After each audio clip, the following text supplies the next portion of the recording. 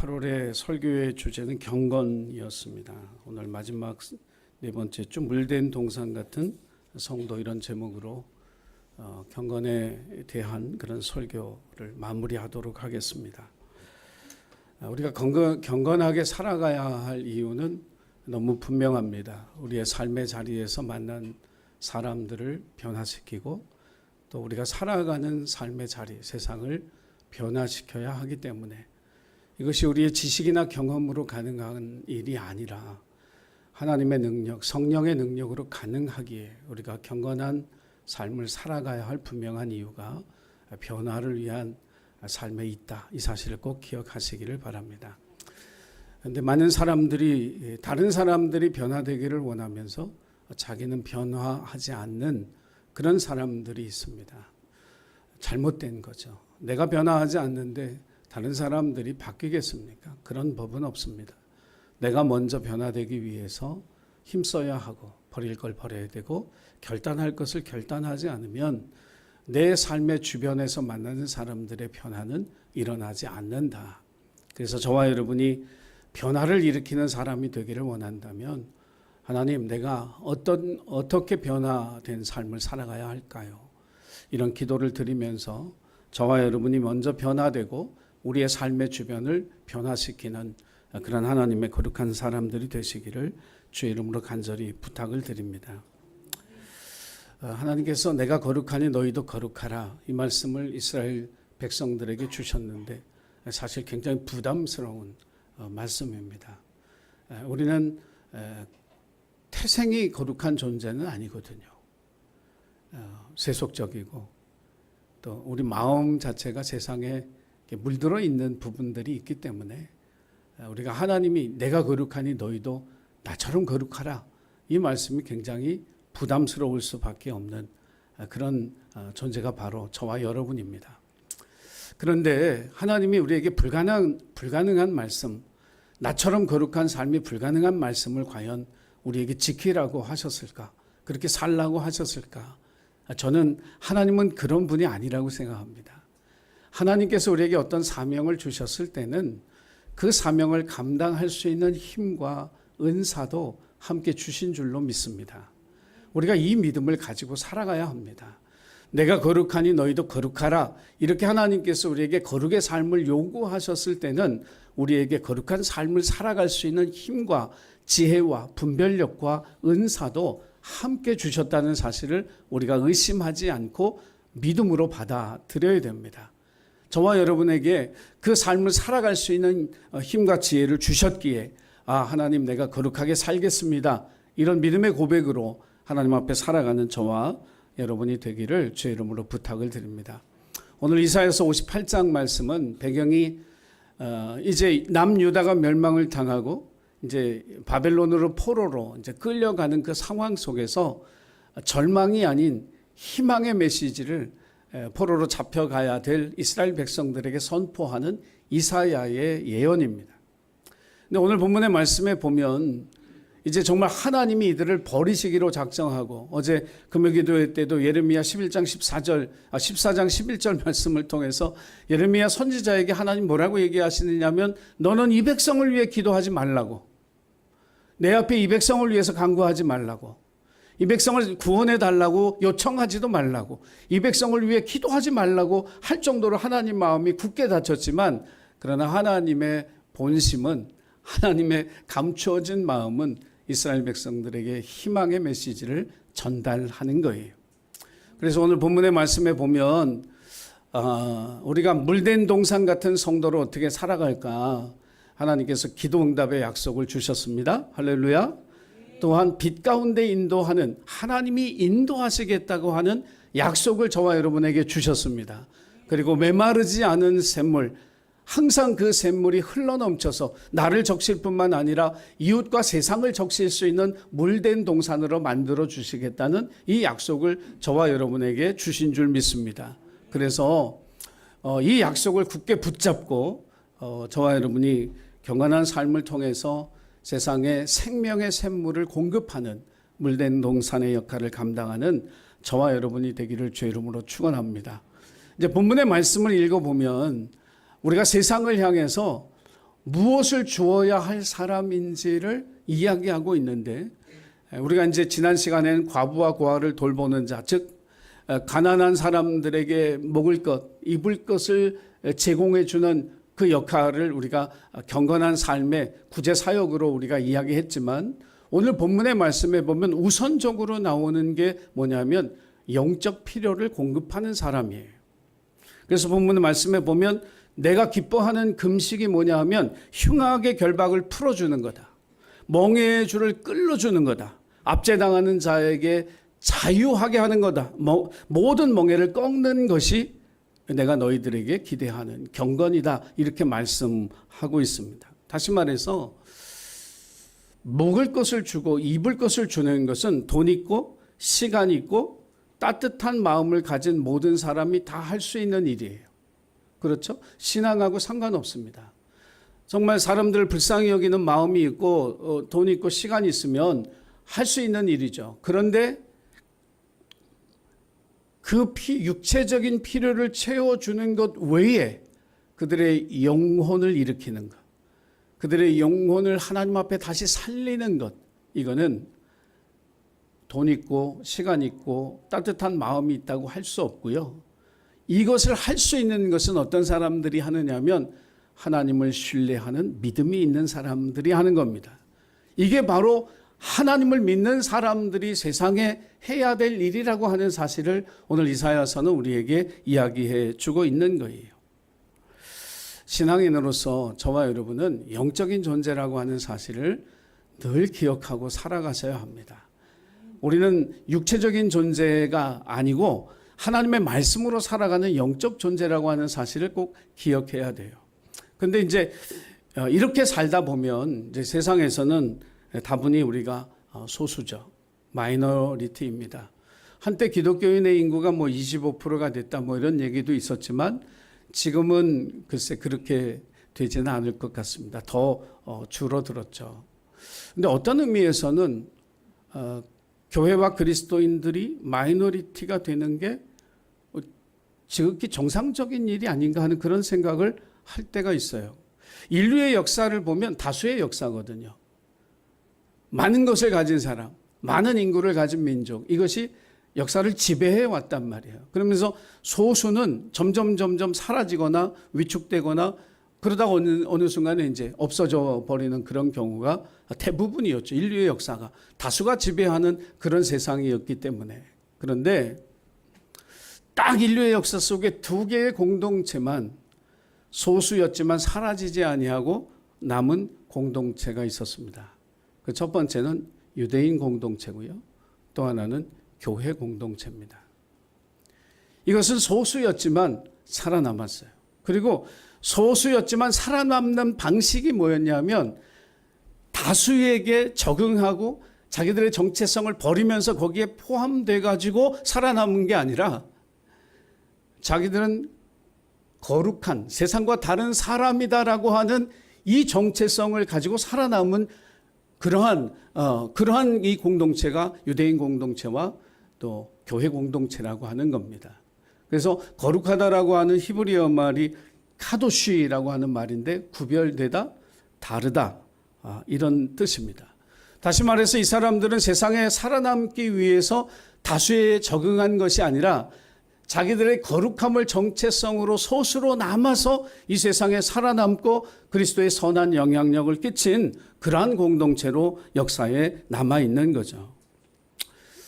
오늘날 우리가 이제 세상을 살아가면서 자기 존재의 정체성을 대부분 이제 어디까지 배웠냐, 학력이 뭐냐, 어디에서 경력을 쌓았느냐, 어느 집안에서 태어났느냐, 또 어느 곳에서 사느냐, 어떤 차를 모느냐, 이제 이런 것들 가지고 우리가 세상에서 자기 존재의 정체성을 드러냅니다.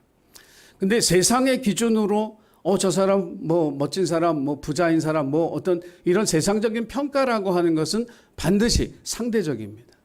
그러니까 비교하게 되어져 있다라고 하는 거예요. 그러니까 어느 학교를 나왔고 어떤 스펙을 쌓았고 어떤 집에서 어떻게 사느냐, 이것은 절대적인 우위를 차지하는 게 아니라 상대적으로 또 다른 더 많은 것을 가진 사람 앞에서는 위축될 수밖에 없는 구조. 이게 세상의 것을 가지고 자기 존재의 정체성을 드러낼 때 세상의 평가 앞에서는 또 위축되는 거예요.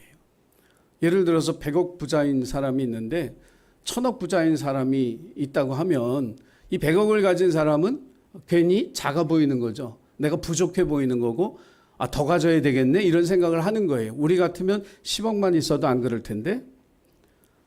아니에요? 표정들이 왜 그래요? 네. 근데 사람 그래요. 세상적인 기준으로 절대 우위를 차지한다는 건 불가능한 거예요.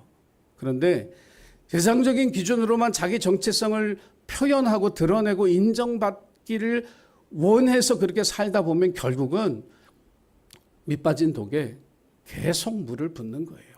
이거 하나 얻어서 넣고 저거 하나 잘해서 여기다 넣고 이런 성취를 갖다 넣고 저런 성공을 갖다 놓고 그걸 메워보려고 하지만 그건 절대로 메워지지 않는 거죠.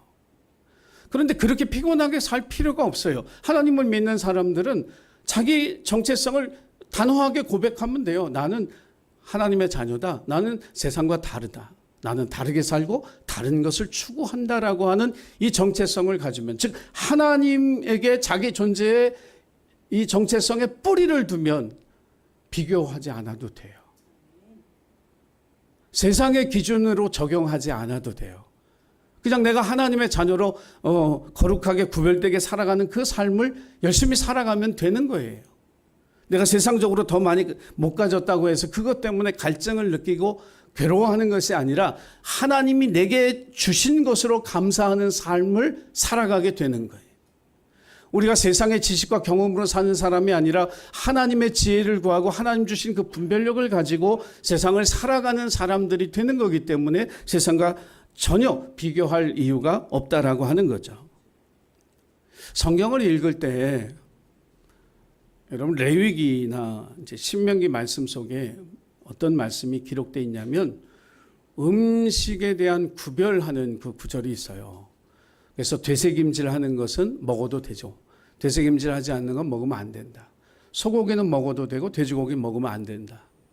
또 비늘이 있는 것은 먹어도 되고 비늘이 없는 것은 못 먹는다. 이렇게 돼 있거든요. 장어 좋아하시는 분들, 미꾸라지 좋아하시는 분들, 새우 좋아하시는 분들, 구약 시대에 살았으면 먹으면 안 되는 거죠. 사도 바울이 아주 자유를 선포해 줬어요. 시장에 나오는 것은 양심에 묻지 말고 먹어라. 그 말씀으로 우리는 음식에 대한 자유를 얻어서 돼지고기도 먹고 다 먹습니다. 근데 유대인들은 지금도 모세가 시내산에서 받은 그 계명 그대로 이 음식에 대한 규례를 지키고 있습니다. 이게 말로 들을 때는 그 음식에 대한 규례를 지키는구나. 지금까지 3,000년, 4,000년이 되도록 그걸 지키는구나. 이렇게 단순하게 생각하지만 여러분 생각을 해보세요. 자, 아침은 가정에서 먹습니다. 유대인들 가정에서 아침을 먹어요. 문제 없습니다. 음식에. 유대인들 가정이니까 다 구별해놨어요. 그냥 먹어요. 안심하고 먹으면 돼요. 자, 점심을 먹어야 되는데 사회생활을 해야 되잖아요. 그죠? 뭐 요즘 같으면 따로 구별된 할랄 음식이라고 해서 그런 음식을 파는 식당도 있고 하지만은 오래전 뭐 이런 게 식당이 생긴 지 얼마나 오래됐겠어요. 얼마 되지 않았죠. 유대인들은 점심 먹는 게 굉장히 고민스러운 거예요. 직장생활을 하는 사람도 있고 학교를 다니는 아이들도 있는데 이게 쉽지가 않은 거예요. 다른 사람들과 어울려서 밥 먹기가 쉽지가 않은 거예요. 특히 저녁 회식 이건 정말 쉽지 않죠. 그 한 사람 때문에 다른 모든 사람들이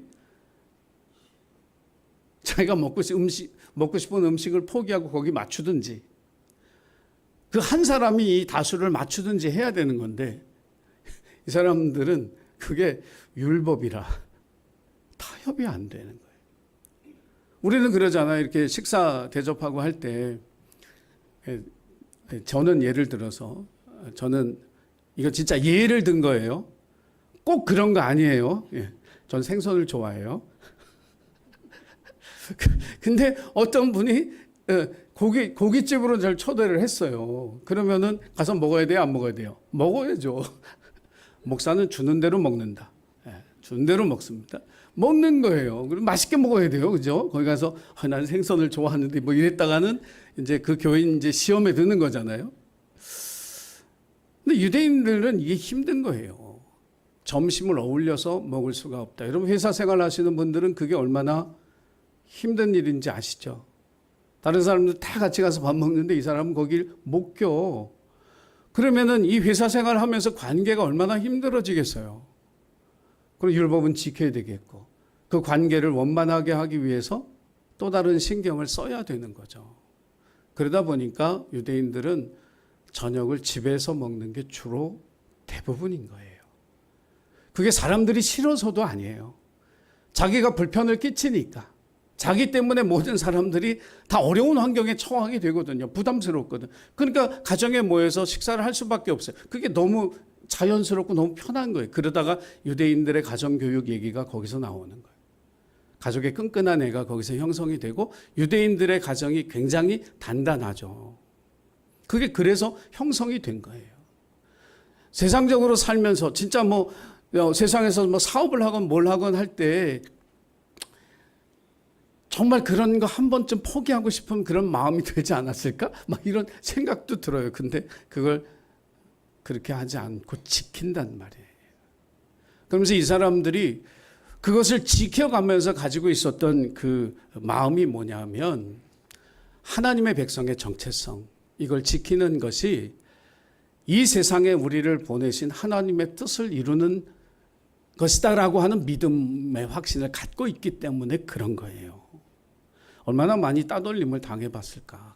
그럼에도 불구하고 그것을 견뎌내고 하나님의 말씀을 지켜나가는 거죠. 여러분, 우리도 사회생활 하면서 신앙인이기 때문에 겪는 어려움이 있습니다. 카도시, 세상과 다르기 때문에 겪는 이 구별됨 때문에 얻는 아픔이 있고 상처가 있죠. 갈 수 없는 자리가 있고요. 먹을 수 없는 음식이 있어요. 하지 않아야 될 말들이 있거든요. 세상을 살아가기 위해서 이걸 다 포기하고 하면 그냥 세상에 적응해서 살아가지만 하나님이 우리에게 원하시는 것은 이 구별됨을 통해서 너는 세상에 영적인 생명, 영적인 샘물을 공급하는 자라고 하는 이 사실을 우리에게 깨닫게 하시는 거예요. 내가 기뻐하는 금식은 흉악의 결박을 풀어주고, 즉 마귀가 하는 일들과 싸우는 일이다. 세상이 원하는 일을 하는 것이 아니라 그 영혼에게 필요한 일을 하는 것이다. 이것이 우리를 구별되게 하신 하나님의 뜻이라고 하는 사실을 이사야 선지자가 우리에게 이야기해 주고 있는 것이다. 여러분, 우리가 세상에서 경건하게 살아가야 될 이유, 한 영혼을 살리고 그 한 영혼을 하나님 앞에 세우기 위해서 그 영적인 필요를 채워주는 그 일을 위해서 기꺼이 구별된 하나님의 백성으로 살아내는 저와 여러분이 되기를 주의 이름으로 간절히 축원합니다. 자, 그러면 하나님께서 우리에게 주신 이 은혜를 가지고 우리가 할 일, 구체적으로 무슨 일을 하느냐? 오늘 본문의 말씀에 보면 황폐한 것들을 재건하고 무너진 것을 다시 쌓는 것, 길을 수축해서 사람들이 머무를 숙소를 만들어내는 일, 이 일이 우리가 할 일이라고 이야기를 하는 거예요. 자, 이사야서 58장은 바벨론 포로로 끌려갈 사람들에게 주는 말씀이라 이 마지막 절 12절에 보면 이 말씀이 누구에게 주는 거냐 하면 내게서 날 자들이에요. 내게서 날 자들. 그러니까 이 사람들에게서 날 후손들이 해야 될 일들을 여기 얘기하고 있는 거예요. 바벨론 포로로 70년 동안 있었는데 그 당시 평균 수명이 50세 전후란 말이에요. 사람들이 50세 이상 살지를 못했어요. 거의 대부분 그 나이 때 죽었거든요.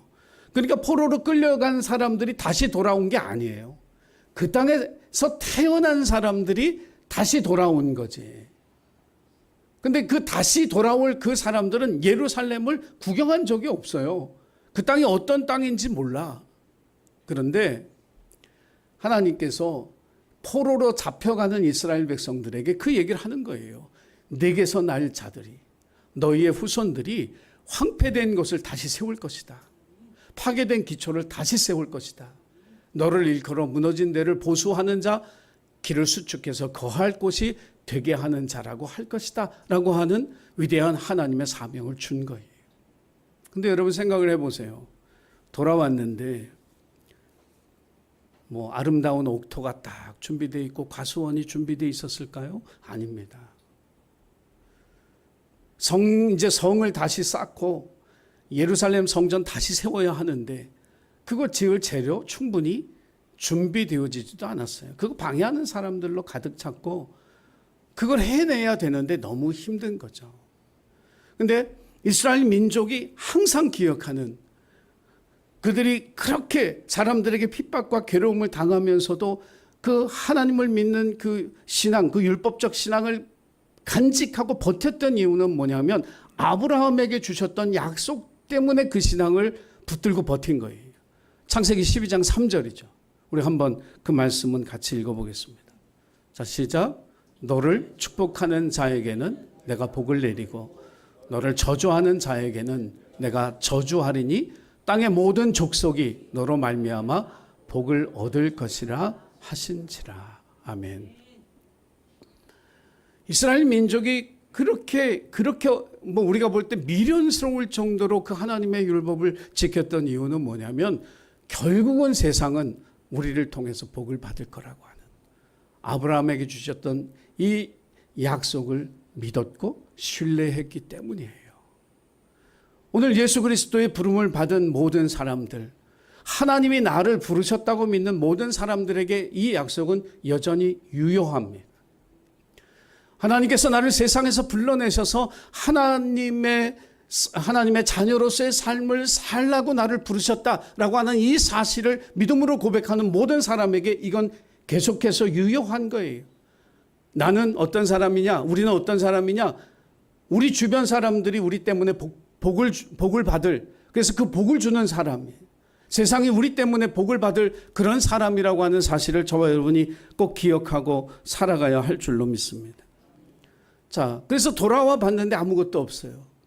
그럼 다 포기해야 될 건가? 그게 아니고 아까 말씀드린 대로 하나님께서 그것을 할 수 있도록 복을 주시는 거예요. 물된 동산을 그냥 만들어주는 게 아니에요. 너 혼자 남 가뭄에 다 죽어갈 때 그물 가득한 그 논 가지고 잘 먹고 잘 살으라고 이야기하는 게 아니라 하나님이 기뻐하시는 일을 하라고, 죽어가는 영혼들 세상을 살리라고 물된 동산을 만들어 주신 거예요. 아무것도 없었지만 이스라엘 백성들은 예루살렘 성을 다시 재건하거든요. 아무것도 없었지만 하나님의 성전을 다시 짓거든요. 그러면서 하나님께서 그들에게 주신 복을 체험하고 그것을 하나님의 약속대로 이루어지는 것을 자기들의 눈으로 보면서 하나님 살아계시고 하나님 우리와 함께 하셨고 하나님의 약속을 지키셨다고 믿는 믿음 안에 저들의 삶이 하나님의 영광을 나타내는 삶이 된 줄로 믿습니다. 기독교 작가이면서 성경 교사인 그 베스모라고 하는 여자분이 있는데요. 이분이 이제 빼앗길 수 없는 축복이라고 하는 책에서 자기의 딸 아만다의 어린 시절 이야기를 소개합니다. 초등학교 2학년이었던 이 아만다가 하루는 학교에 갔다 와서 하는 말이, 엄마 오늘은 내가 하루에 학교에서 쉬는 시간마다 하나님 앞에 기도했어요. 그러더래요. 우리 애들이 좀 그렇게 되기를 축원합니다. 아니 우리 자신이 그렇게 되기를 축원합니다. 이게 엄마가 너무 기특해서, 야 아만다, 하나님을 내 하루 가운데 모셨다는 사실이 엄마 너무 자랑스럽다. 그랬더니 아만다라고 하는 이 딸내미가 이렇게 대답했다는 거예요. 에이 엄마는, 하나님은 하루하루를 만드시는 분인걸요. 그 하나님의 하루 가운데 나를 불러주신 게 감사하죠. 참 기특한 말이에요. 하나님은 하루하루를 만드시는 분이고 그 하나님의 하루에 나를 불러주신 것이 감사하다라고 하는 거예요. 하나님 우리 곁에 계신 분이라고 하는 뜻이에요. 그리고 기꺼이 하나님의 하루에 우리를 초대해 주시는 분이죠. 인생을 살아오면서 상처와 아픔 없이 산 사람은 아무도 없어요. 우리의 가정에서, 또 우리 학교에서, 우리 교회 가운데서, 또 직장 가운데서 상처와 아픔이 왜 없었겠어요? 그리고 그 상처와 아픔이 더 아팠던 이유는 우리가 정말 가깝다고 생각했던 사람들에게서 그 상처와 아픔을 받았기 때문이죠. 어떤 사람은 그 상처와 아픔을 잘 이겨냈지만 어떤 사람은 그 아픔 때문에, 그 상처 때문에 꿈을 포기하고, 어떤 사람은 삶의 좌절감을 느끼고 가정이 무너지고 관계가 깨어지는 그런 절망적인 시간들을 보내기도 했겠죠. 무력감에 사로잡혀서 방황하고 아무것도 할 수 없다는 좌절감에 사로잡혀 울기도 했을 겁니다. 그런데 오늘 하나님께서 이사야 선지자를 통해서 주시는 이 말씀이 저와 여러분에게 위로가 되고 힘이 되기를 주의 이름으로 축원합니다. 우리에겐 아무것도 없는 것 같지만, 우리가 실패하고 좌절한 것 같지만 너는 황폐된 것을 다시 세울 사람이다. 무너진 것을 다시 수축할 사람이고, 길을 많은 사람들이 머무를 수 있는 숙소로 바꾸어 나갈 수 있는 사람이다. 왜? 내가 너와 함께 있고 내가 이 약속을 너에게 주었기 때문에. 사랑하는 예수님 가족 여러분, 저는 우리가 이 세상을 살아가면서 구별된 신앙인으로 살아가는 것을 두려워하지 않게 되기를 원합니다. 그 구별됨으로 세상 속에 교회와 그리스도인들이 세상의 빛이 되고 또 세상의 소금이 되고 우리 자신을 거룩한 희생의 제물로 내놓아 평화의 열매를 맺는 그 일을 위해서 하나님이 저와 여러분을 부르셨기 때문입니다. 물된 동상 같은 주님의 백성으로 세상을 향해 생수의 강물을 달마다 힘차게 흘려보내는 주님의 자녀들이 되시기를 주의 이름으로 간절히 축원합니다. 기도하겠습니다. 거룩하신 하나님, 우리는 연약하고 부족하고 또 거룩함의 열매가 없는 그런 삶을 살아갈 때가 많이 있습니다.